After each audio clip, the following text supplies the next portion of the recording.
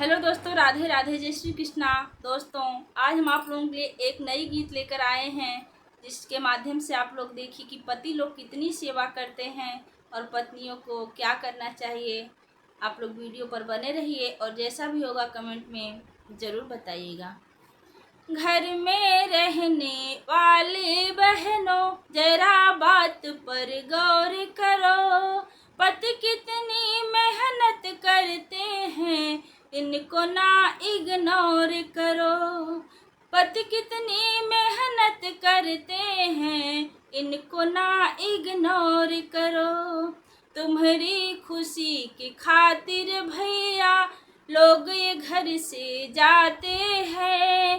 धूल धूप गर्मी सहते हैं, कभी नहीं घबराते हैं। 12 घंटा ड्यूटी करके थक के जब घर आते हैं, तुम लोगों को खुश करते हैं, अपना दुख ये छिपाते हैं। इनका तुम यह शान न भूलो, बड़ा त्याग ये करते हैं। इनके इतने बड़े त्याग से घर के खर्चे चलते हैं।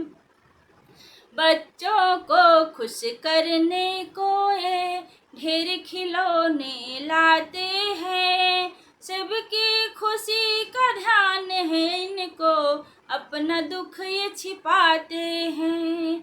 इसीलिए तो हम कहते हैं, पति की सेवा खूब करो, यह भी जन्म सुधर जाएगा।